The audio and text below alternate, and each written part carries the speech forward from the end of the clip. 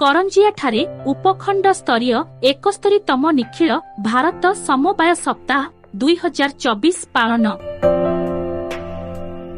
सरकारक निर्देश क्रमे नवेम्बर 14 तारिख ठारू 20 तारिख पर्यंत 7 दिन व्यापी समवाय सप्ताह रूपे पालन करा जाउछि। चलित वर्ष उक्त सप्ताह को राज्य स्तरीय समवाय महोत्सव भावे पालन करा जाउथिबा बेले आज करंजिया विज्ञापित अंचल परिषद अधीनस्थ नियंत्रित बजार कमिटी कार्यालय ठारे उपखंड स्तरीय 71तम निखिल भारत समवाय सप्ताह 2024 समारोह सभापति मयूरभंज जिला समवाय संघ बारिपदा प्रदीप कुमार उपाध्यायଙ୍କ सभापतित्वरे अनुष्ठित होई जाइछि। एथिरे मुख्य अतिथि भावे करंजिया विधायक पद्मचरण हारिबुरु जोग देइथिबा बेले सम्मानित अतिथि भावे पांचबिल उपखंड उपजिल्लापाल श्रीजुक्त प्रेमासु चंद्र, करंजिया गोष्ठी उन्नयन अधिकारी प्रद्युम कुमार नायक, समवाय समिति समूह बसंत कुमार नायक, ओडिशा समवाय संघ सदस्य श्रीजुक्त गिरिधारी पृष्टि प्रमुख जोग देइथिले। सेहीपरि मुख्य वक्ता भावे जुग्म निबंधक समवाय समिति समूह कृष्ण चंद्र दास जोग देइथिले।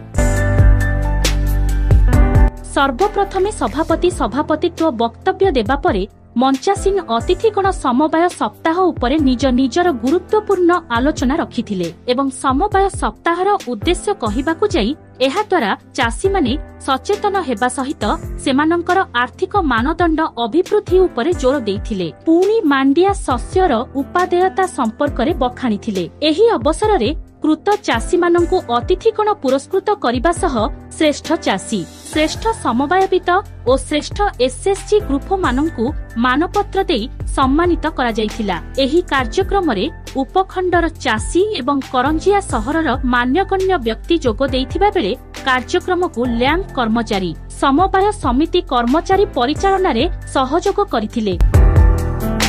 ये आज करंजिया उपखंडर गोटे समवाय सप्ताह पालन होउछि।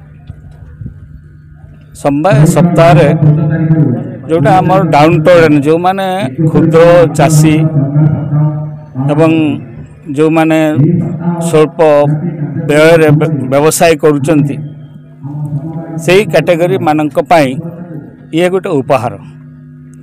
एबे केंद्र रे जेतेबेले हमर अमित शाह जी समवाय समितिर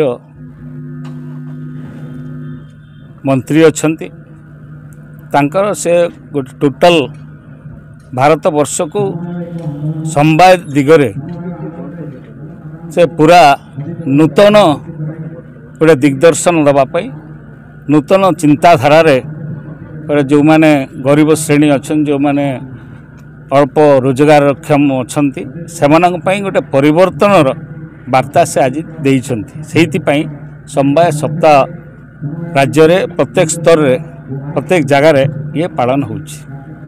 आज 71तम जो समवाय सप्ताह पालन हैला एवं आम ओडिशा रे कहीं सारा भारत वर्ष चाषी ही आमर देशर मेरुदंड। एणु चाषीर उन्नति हेले देशर उन्नति हम, राज्यर उन्नति हम। एणु चाषीर उन्नति पाइबापी समवाय ही एक माध्यम।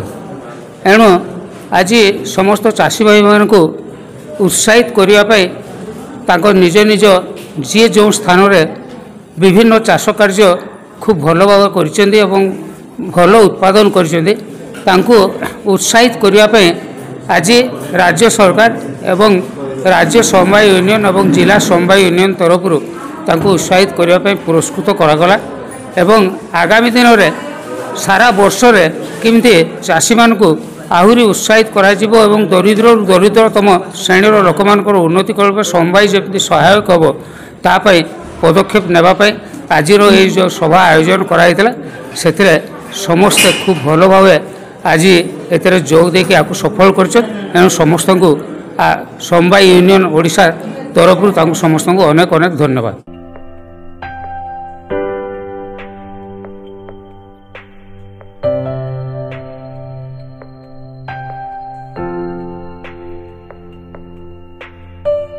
सुमंत पात्रंक रिपोर्ट एसटीवी न्यूज ओडिशा 24।